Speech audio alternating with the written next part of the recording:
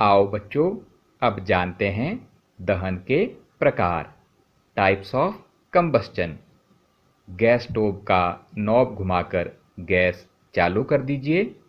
हम पाते हैं कि गैस तेजी से जलने लगती है तथा ऊष्मा और प्रकाश उत्पन्न करती है। इस प्रकार का दहन तीव्र दहन कहलाता है। When we turn on the knob of the gas stove, we find that the gas burns rapidly and produces heat and light. Such combustion is known as rapid combustion. Phosphorus जैसे कुछ पदार्थ हैं जो कमरे के ताप पर वायु में जल उठ। इस प्रकार का दहन, जिसमें पदार्थ बिना किसी प्रत्यक्ष कारण के अचानक लपटों के साथ जल उठता है, स्वतः दहन कहलाता है, अपने आप जलना कहलाता है। There are substances like phosphorus which burn in air at room temperature.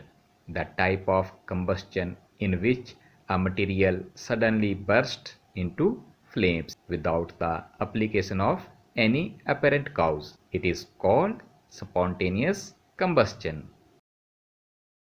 जब हम पटाखे को जलाते हैं तो एक अचानक अभिक्रिया होने से ऊष्मा, प्रकाश और ध्वनि पैदा होती है। अभिक्रिया में बनी गैस बड़ी मात्रा में निकलती है। इस प्रकार की अभिक्रिया पटाखों पर दाब डालने पर भी विस्फोट हो सकता है। When a cracker is ignited, a sudden reaction takes place with the evolution of heat, light and sound.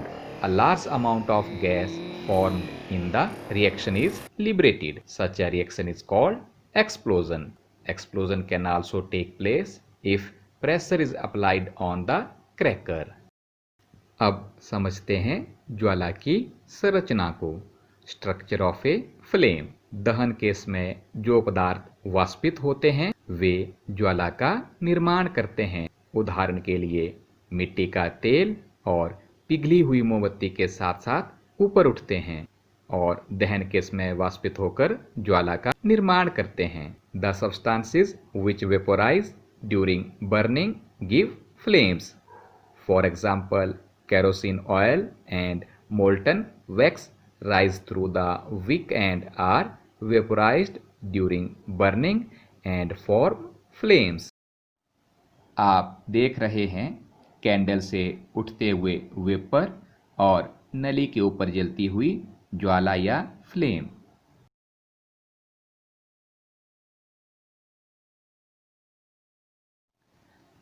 Candle पर कांच रखने से एक ब्लैक रिंग बन गया है जो ज्वाला के दीप्त क्षेत्र में बिना जले कार्बन कणों के जमाव को दिखाता है। तार का वह भाग जो ज्वाला के कुछ ही बाहर है गर्म होकर लाल हो जाता है। यह दिखाता है कि ज्वाला के इस क्षेत्र का ताप सबसे अधिक है। आओ देखें मोमबत्ती की ज्वाला के विभिन्न क्षेत्र, different zones of candle flame. ये हमारी मोमबत्ती है और ये भाग है बिना जली मोमबत्ती का सबसे आंतरिक क्षेत्र, काला भाग। Innermost zone of unburnt wax vapours and it is black. ये है सबसे कम गर्म क्षेत्र, लीस्ट हॉट एरिया। आंशिक दहन वाला मध्य भाग, पीले रंग का, middle zone of partial combustion in yellow colour. ये है कम गर्म क्षेत्र, moderately hot.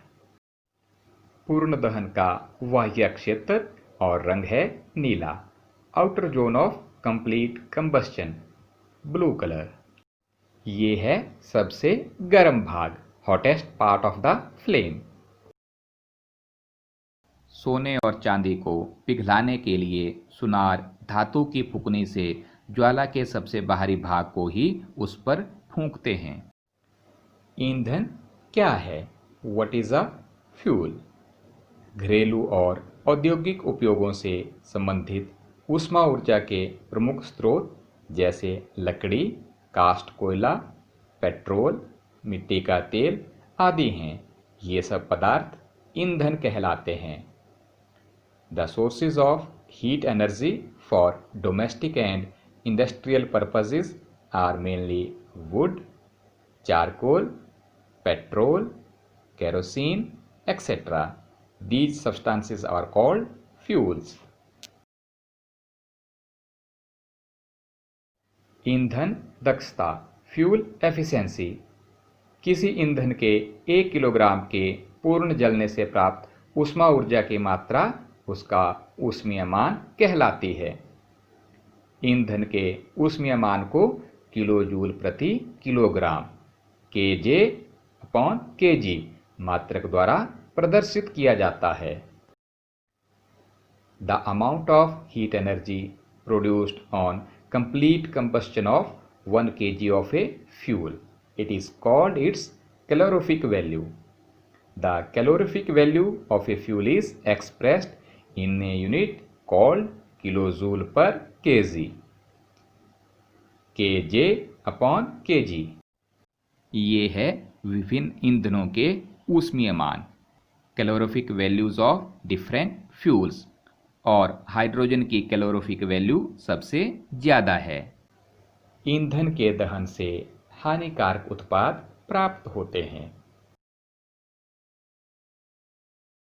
Burning of fuels leads to harmful products. लकड़ी, कोयले और पेट्रोल जैसे कार्बन ईंधन बिना जले कार्बन कण छोड़ते हैं। ये सूक्ष्म कण खतरनाक प्रदूषक होते हैं जो दमा जैसे श्वास रोग उत्पन्न करते हैं। इन ईंधनों का पूरी तरह ना जलना कार्बन मोनोऑक्साइड गैस देता है। यह अत्यंत विषैली गैस है।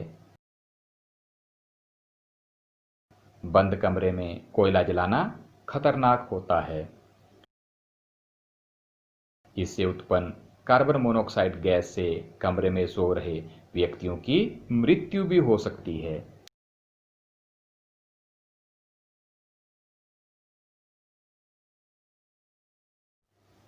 अधिकांश ईंधनों के दहन से पर्यावरण में कार्बन डाइऑक्साइड गैस निकलती है। वायु में कार्बन डाइऑक्साइड गैस की अधिक मात्रा संभवतः विश्व उष्णन यानी ग्लोबल वार्मिंग का कारण बनती है।